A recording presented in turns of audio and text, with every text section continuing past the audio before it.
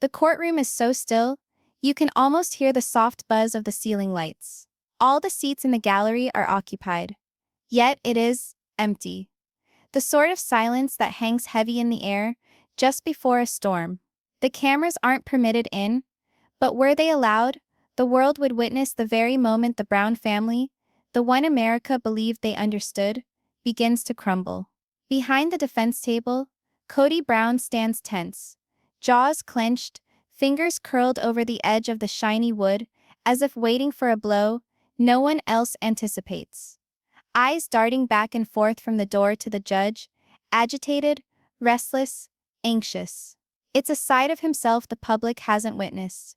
Not the self-assured patriarch, not the suave reality TV father, but a man who recognizes control slipping out of reach, and there's nothing he can do to prevent it. Across from him, Christine sits with hands clasped neatly in her lap, eyes fixed straight ahead, a small but unmistakable smirk playing on her lips. Not arrogance, not mockery, just confidence. As if she knows something everyone else in this room does not.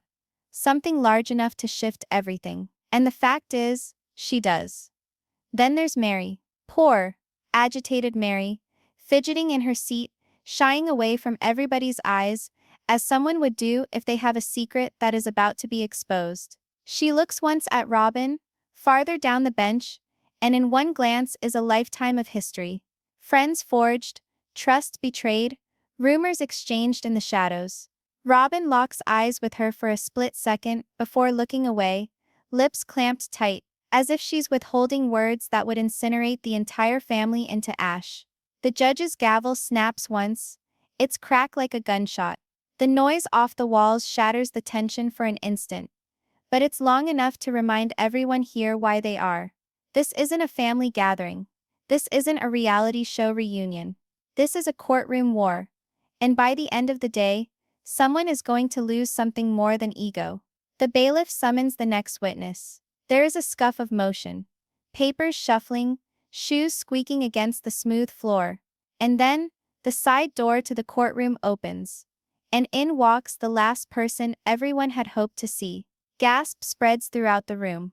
Even the judge relaxes slightly, eyes growing narrow with recognition. Kody's hands lock in mid-tap, knuckles turning white. Christine's smirk sets a little deeper, as if she'd been holding this moment for years.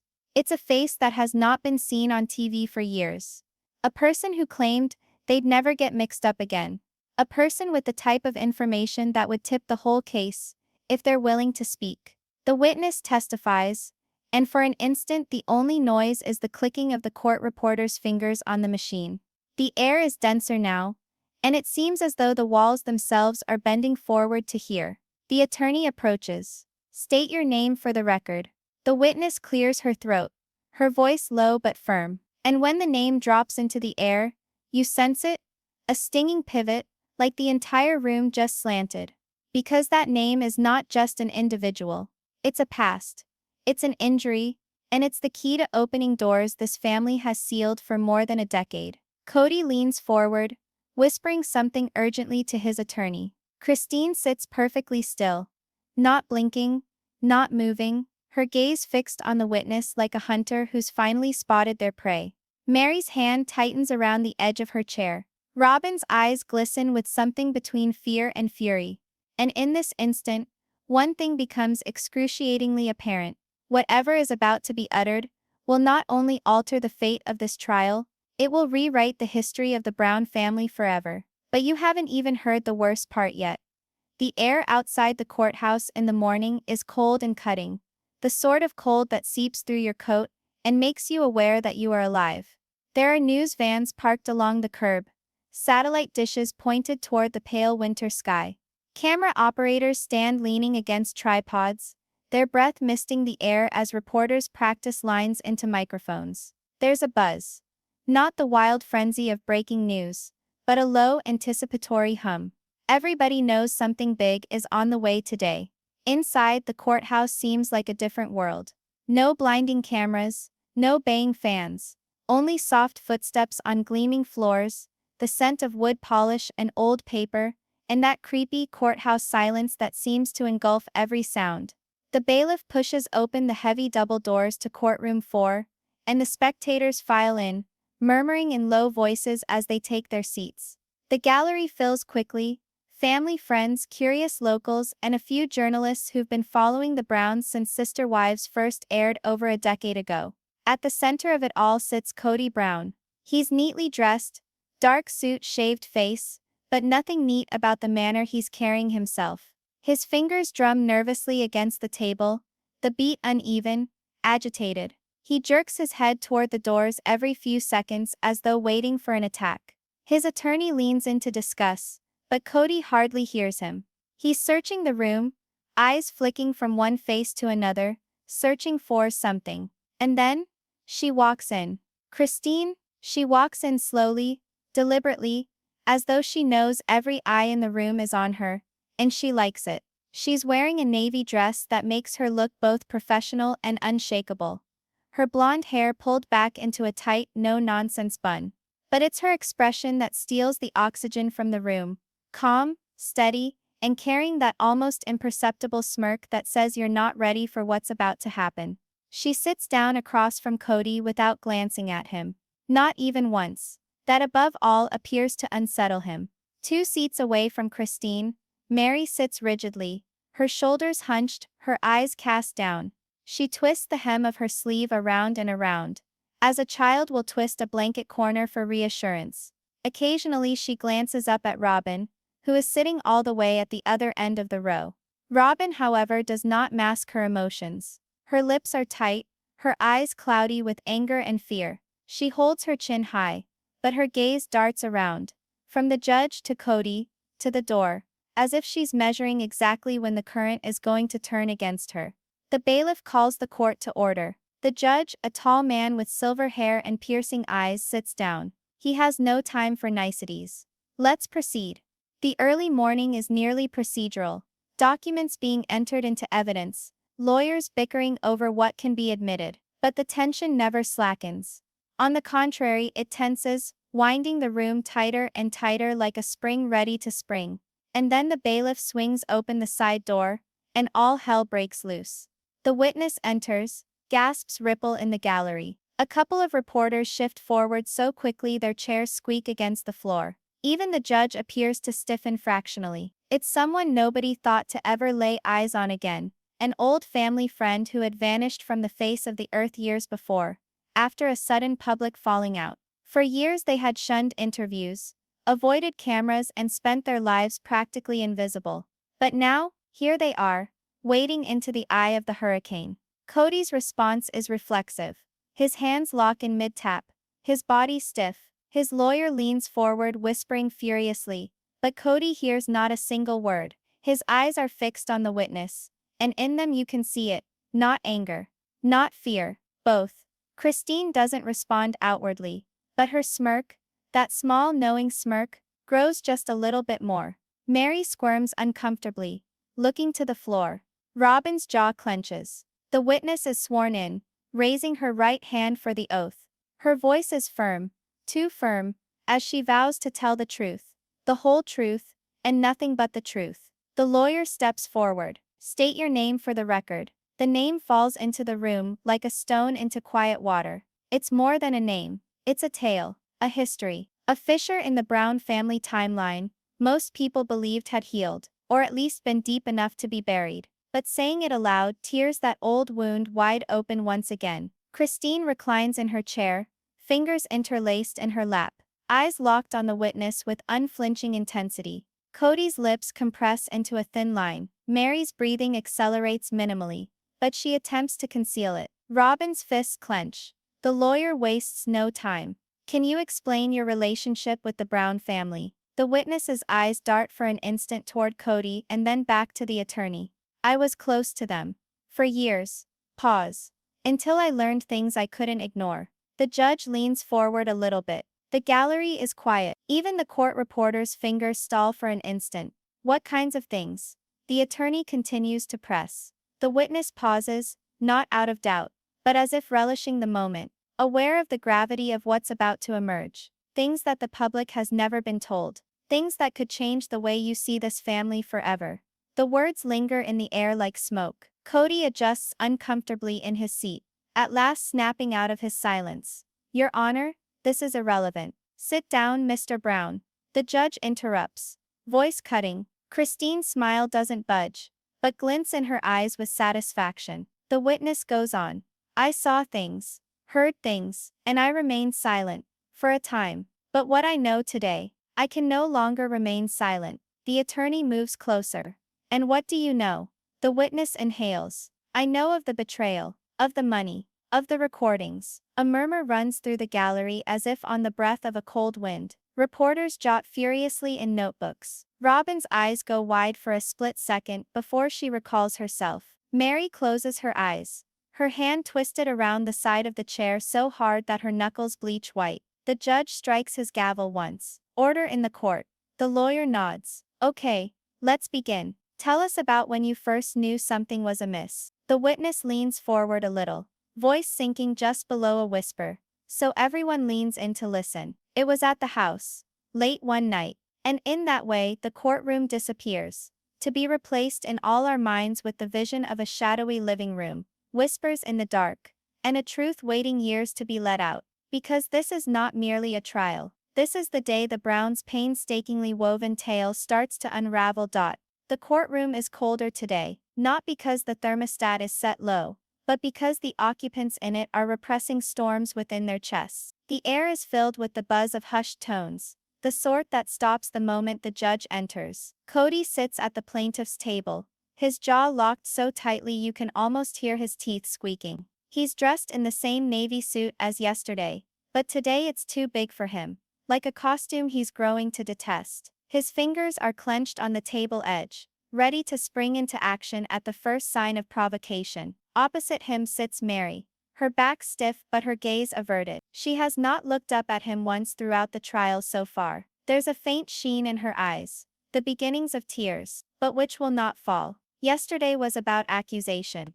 Today is about revelation. Everybody in the room is aware of that. Robyn, who sits behind Kody, leans forward as if her presence is enough to get him through this fight. She says something to him, but he doesn't answer. His eyes remain fixed on the folder in front of him, the one Christine's attorney has been eager to open since court was called into session. The judge clears his throat, a rumble that immediately stifles the murmurs. We will now continue with the introduction of evidence. Christine's attorney, a keen-eyed woman named Melissa Ward, rises and moves to the middle of the room, clutching the folder as if it holds the end of the world. Your Honor, she begins. What we are about to present is not hearsay. It is not speculation. It is documented, time-stamped communication that will show the court, beyond a shadow of a doubt, that the events described in testimony yesterday are true. Kody shifts in his seat, but he doesn't look away. Melissa opens the folder, pulling out a stack of printed text messages. These, she says, holding them up high enough for the jury to read, are between Meri Brown and an individual she referred to as a confidant, someone she felt she could trust, someone who sadly for her had other plans. A wave of reaction runs through the courtroom. Meri sucks in sharply through her nose but otherwise remains silent. Melissa takes a few steps closer to the jury box. These messages, sent over the course of 3 months, detail Meri's growing dissatisfaction, her feelings of betrayal, and most importantly, her plans to act in a way that directly undermines Kody Brown. The first letter is read out loud. It's brief, but loaded. I can't pretend anymore. He's sensitive. He doesn't hear me, doesn't see me. Perhaps it's time I did something for myself, regardless of what comes of it. Gasps ring through the room. Robyn's mouth compresses, her eyes darting to Kody, but he isn't looking at her. Melissa goes on, reading message after message. Each one slices deeper than the previous one. Whispers of secret meetings, talks about financial decisions taken behind Kody's back, and one particularly hurtful line. I know it'll hurt him, but maybe he needs to be hurt to finally see what he's done to me. Meri finally lifts her head, her voice shaking but firm. Those were taken out of context. You can't just. The judge intervenes. Miss Brown, you'll get your chance to answer when your attorney cross-examines. Don't interrupt, please. She leans back, her eyes snapping toward the defense table where her attorney is taking furious notes. It's then you can sense the whole room leaning forward, every ear ready for the next word. every eye scanning for a chink in the armor. Melissa faces the judge. Permission to enter these into evidence? Granted. The judge responds. The lawyer for Kody objects at once to relevance, but the objection is sustained. The documents are passed to the clerk, and the weight of them appears to fall into the air like dust after an explosion. The next witness is summoned. A woman named Laura, who used to work directly with the family on their contracts with TLC. Her evidence starts off respectfully enough, talking about filming schedules and behind-the-scenes goings-on. But Melissa then asks, while you were working with the Browns, did you ever find out about any side communications or agreements between Meri Brown and third parties, not sanctioned by Kody Brown or the family council? Laura pauses. Yes. A solitary word thuds like a gavel fall. She continues to recount eavesdropping on phone calls, catching rapid shots of emails, and once watching Meri slip an envelope into her bag during a meeting when no one else appeared to be paying attention. Kody sits back in his chair, his eyes fluttering shut for a moment. It's not triumph in his expression, it's something more sinister. Indication paired with the pain of knowledge that the harm is done and cannot be undone. Meri's lawyer rises to cross-examine, pressing Laura on her credibility and the lack of physical proof for some of her claims. But the damage is already done. The judge calls for a brief recess, and the courtroom breaks into a low roar of conversation. Journalists rush to their phones. The gallery exchanges wide-eyed looks. And Kody doesn't move. He just stares straight ahead, jaw set, breathing slow and deliberate. Meri meanwhile rises to her feet in a near jump for the side door. But Christine, hovering close by, catches her in mid-step. They share a glance, a part of history, a part of anger, a part of something too entangled to define. Christine's voice is soft but heard by those nearest. You always figured you could play both sides, Meri. But now the truth's out, and there's no turning back. Meri's lips tremble. She opens her mouth to respond, but no words come. And this is where the audience is locked in, because they know the biggest revelations haven't even hit yet. The bailiff calls everyone back into place. The second half of the day promises to dig even deeper, and no one in the room is ready for what's next. The gavel drops. The room falls silent, but it's not the silence of peace. It's the quiet before the storm. The judge glances down at his papers, then back. Proceed with your next witness. Melissa, Christine's attorney, doesn't blink. Your Honor, the prosecution calls Robyn Brown. The gallery responds immediately. Gasps, whispers, the squeak of chairs moving forward. Even the court reporter glances up from her keys for a fraction of a second. Robyn's eyes go wide. She didn't see this coming. She looks at Kody, who edges forward and mouths, "You don't have to do this." But the judge has already made her decision. Mrs. Brown, please sit down. She moves deliberately, nearly as if she didn't want to, her heels clicking like a metronome marking the seconds to catastrophe. As she sits, she breathes deeply and adjusts the microphone. Melissa begins quietly, near gently. Robyn, in your own words, can you tell the court how you came to be a part of the goings-on involving Meri's purported communications? Robyn looks at Meri, then at Melissa. I wasn't involved. Not technically. But, her voice breaks, I knew more than I was saying. A ripple goes through the courtroom. Even Kody spins around to face her. Robyn, he begins. But the judge silences him. Mr. Brown, you will stay quiet unless spoken to. Melissa pushes forward. What did you know exactly? Robyn's fingers knot together in her lap. I saw texts on Meri's phone. Not the entire conversations, just bits and pieces. Enough to realize she was cooking up something big. Something she knew would hurt Kody. Did you confront her? Yes, Robyn replies hastily. I told her it was wrong, but she said it wasn't about him anymore, that it was about her own survival. The tension after the words is stifling. And this is where you feel the audience leaning in, every pulse in sync with Robyn's admission. Melissa leans forward. Mrs. Brown, did you tell Kody about these messages at the time? Robyn is hesitant. The silence is painful. No, she concedes at last. I figured, if I kept my nose out of it, it would pass. I didn't want to be the one who caused the family to break up. Kody's expression is inscrutable. But his hands, they clench the tabletop so tightly his knuckles whiten. Melissa slowly nods. So for the record, you had information that would have altered the outcome. but you remain silent? Yes. Meri's attorney stands up. Objection. This is leading the witness. The judge overrules. The witness has spoken. Proceed. Melissa walks back and forth for a moment, then halts. Mrs. Brown, do you know that your silence was directly responsible for financial losses and contract controversies that ensued? Robyn's breath catches. Yes. There's a heavy, thudding beat. Then, out of the back of the room, Christine's voice, firm, low, but clear. You let us drown so you could keep your head above water. The judge pounds the gavel. Order in the court, but it's too late. The room is charged with tension. Kody abruptly stands, his chair scraping back. This is absurd. You're taking everything out of context to make me sound like the bad guy. The judge bangs the gavel again. One more outburst, Mr. Brown, and you'll be escorted out. Kody fumes, his chest rising and falling, but he stays seated, barely. Melissa has one last question. Well, Mrs. Brown, I have one further question.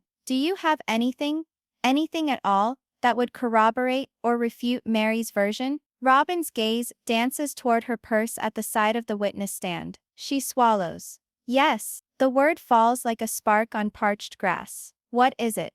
Robyn pulls out her phone, scrolling quickly. Her hands shake. Finally she holds it up.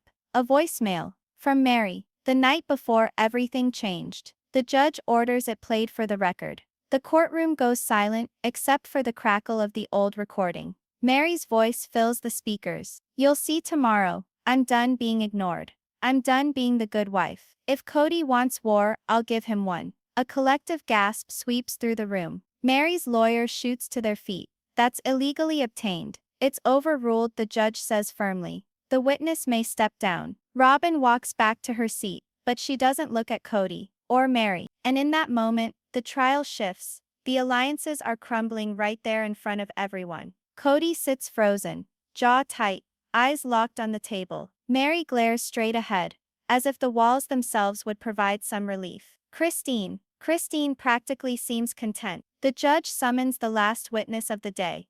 A surprise name that causes another shock to run through the gallery. And when that witness enters, every person in the room knows. Tomorrow will be worse. The courtroom doors swing open. All eyes turn, and the whispers start before the bailiff even announces the name.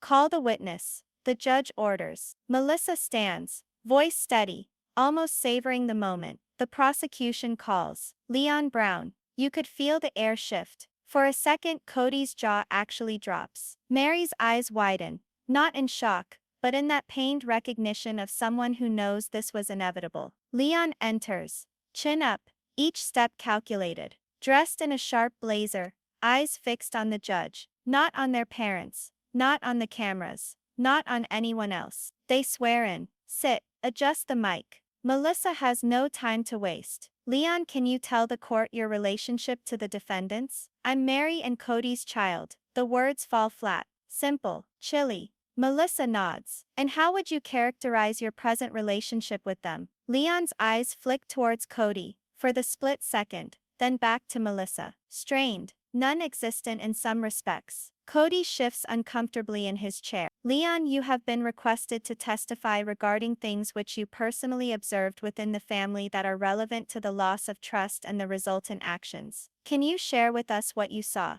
Leon inhales deeply. I witnessed manipulation. I witnessed secrets being kept not because they were innocuous, but because they were convenient. And I witnessed my father putting his own reputation above the truth. Kody bangs his fist on the table. That's a lie. The judge bangs the gavel. Mr. Brown, final warning. Leon doesn't waver. I have evidence, they say, voice unshaken. Melissa waves her hand. Please continue. Leon produces a tiny USB stick.